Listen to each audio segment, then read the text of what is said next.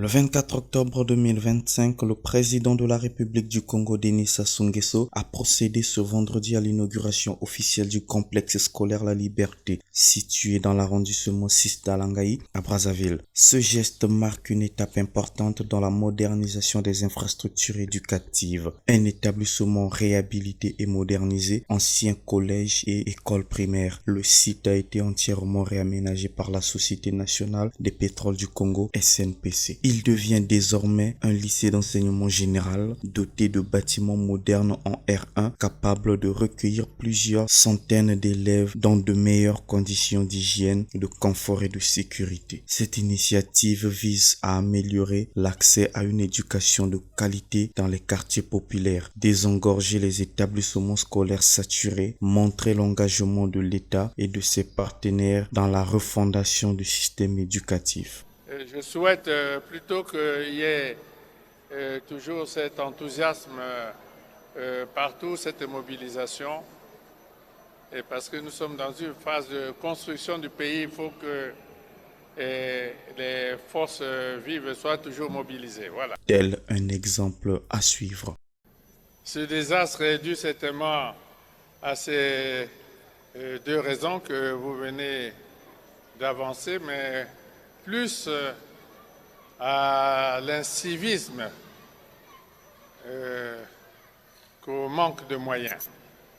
Plus à l'incivisme, au manque d'esprit patriotique. Et en réalité, il s'agit globalement de l'attitude que les Congolais ont face au bien public. Voilà. On résume cela ainsi. L'attitude des Congolais face au bien public. Ce n'est pas seulement les écoles, c'est les hôpitaux, c'est les routes, c'est même les véhicules. Vous savez, vous pouvez garder votre véhicule personnel 4-5 ans et les véhicules que l'État achète et met à la disposition des agents, de ces agents, vivent à peine 1 an. C'est jusqu'aux véhicules, jusqu'au même aux chaises dans les bureaux. C'est un état d'esprit général que nous devons vigoureusement redresser.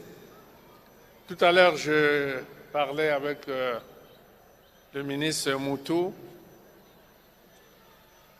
s'agissant justement de ce lycée Gampo Lilou.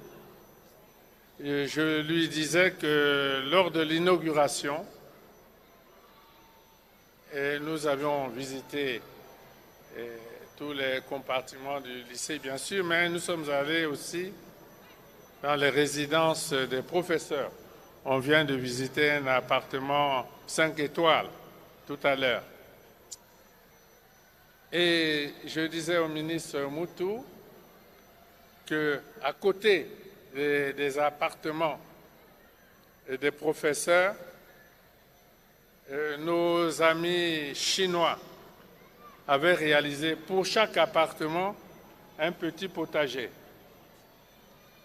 Et nous avons visité ces potagers-là. Ils avaient planté des légumes qui avaient déjà poussé.